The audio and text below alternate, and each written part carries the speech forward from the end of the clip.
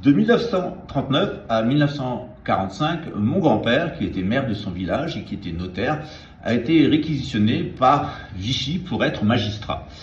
Jusqu'en 1941, il a cru à la propagande de Vichy, figurez-vous. Parce que mon grand-père faisait partie des Croix de Feu et des Briscards, c'est-à-dire un mouvement ultra-catholique d'extrême droite.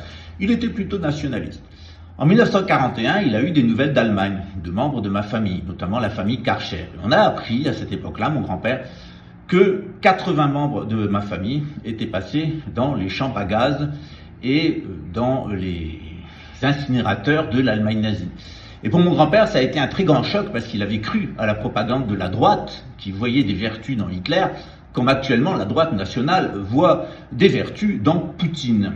Il a fallu donc que ça le touche dans sa chair pour que mon grand-père ait une réaction. Son frère, lui, mon oncle Jean, Guillemot de Tréfinguier, était rentré en résistance. Il est d'ailleurs dans l'almanach des résistants pour le département de l'Oise. Même famille, deux comportements. Je suis très fier de mon oncle, je suis moins fier de mon grand-père. À partir de 1941, il a compris, il est rentré dans la résistance, il a aidé notamment à cacher des informations aux Allemands, à guider des bombardements alliés sur des usines le long de la Seine, mettant en danger sa famille et se mettant en danger lui-même. Et pour ce côté-là, je suis très fier de mon grand-père et d'avoir son sang qui coule dans mes veines, en tout cas ses gènes. Mon grand-père s'est fait tromper, comme beaucoup de magistrats, et actuellement, beaucoup de magistrats en France ont été trompés par ce système sioniste qui est obligé de se coucher. Je tiens à dire aux magistrats qui sont intègres et qui ont été victimes de ce système que nous leur tendrons la main. Par contre, nous avons la liste des 120 000 francs-maçons de France. Je suis dedans, puisque je suis franc-maçon. Je suis passé par plusieurs loges, plusieurs obédiences. C'était intéressant, j'ai fait dans le cadre de mon métier. J'en ai tiré de la conclusion que la franc-maçonnerie, c'était une vengeance templière, avec de l'hébreu de cuisine, de l'ésotérisme du XVIIIe siècle, et surtout récupéré par une bande de youpins haineux qui veulent régler leur compte à l'islam et au catholicisme, ce qui ne veut pas dire que la couronne de France et le Vatican et les musulmans n'ont pas péché non plus. En réalité, c'est un sac de serpents et de vipères, c'est je te tiens, tu te tiens par la barbichette, le premier qui rira sera une tapette. Voilà, et c'est exactement où on en est. Je tiens à dire aux magistrats qui sont intègres et qui ont été victimes de ce système que nous leur tendrons la main.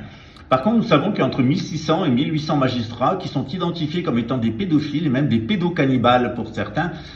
Je vais être très clair avec eux, nous vous éliminerons physiquement et nous déporterons vos familles vers les marchés aux esclaves de l'Afrique, après stérilisation.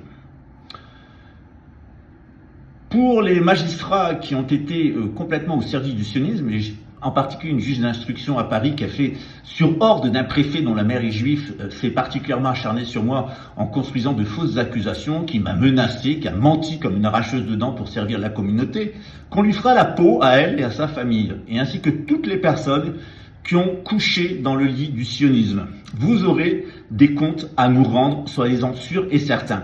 Il est peut-être temps maintenant de retourner votre robe, surtout quand on apprend qu'une militante a pris 2 ans de prison pour avoir qualifié, comme la Cour pénale internationale, ce qui se passe à Gaza de génocide. En réalité, en France, il y a des magistrats qui n'appliquent pas les mandats d'arrêt de la Cour pénale internationale, qui protègent le pédocannibalisme, les abus sexuels, le trafic d'êtres humains et les monstruosités de Jeffrey Epstein, mais qui s'excitent particulièrement pour montrer à leurs maîtres qu'ils continuent à être leur larbin jusqu'à la fin de la guerre. Chers amis magistrats, vous savez que je suis moi-même juriste, je viens d'une famille où il y a au moins 8 générations de magistrats, vous avez couché comme des putains dans le lit de la République.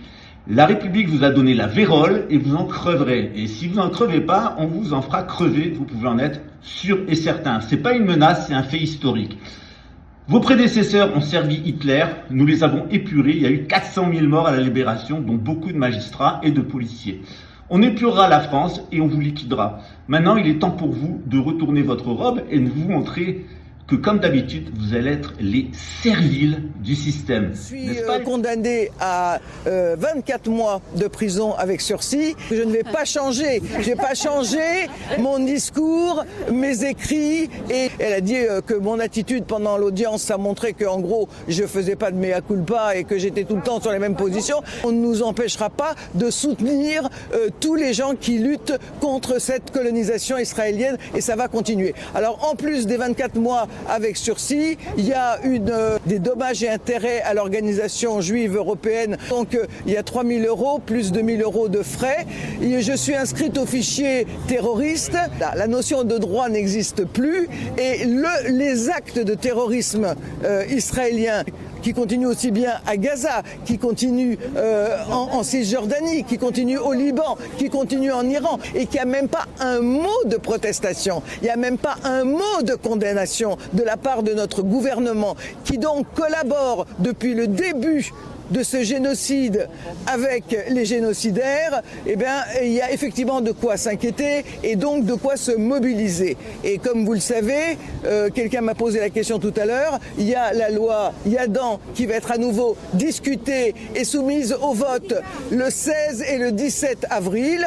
La mobilisation est à l'ordre du jour plus que jamais et ça sera un bras de fer. Ça fait 24 ans que nous sommes dans ce bras de fer, que nous avons été en garde à vue, que nous avons eu des condamnations, que nous avons gagné des procès, que nous en avons fait aussi pour islamophobie, etc. à d'autres, et ça ne va pas s'arrêter maintenant. Et je veux dire que tout est une question de bagarre, tout est une question de nombre, c'est-à-dire que si on est très nombreux, ils peuvent rien faire. Si on n'est que quelques-uns, ben oui, ils peuvent faire des exemples, essayer de faire peur aux gens, etc. Mais voilà, ils voudraient certainement interdire notre association, mais c'est pas si simple que ça. Ça fait 24 ans qu'on existe, on continue à exister et on va continuer à lutter.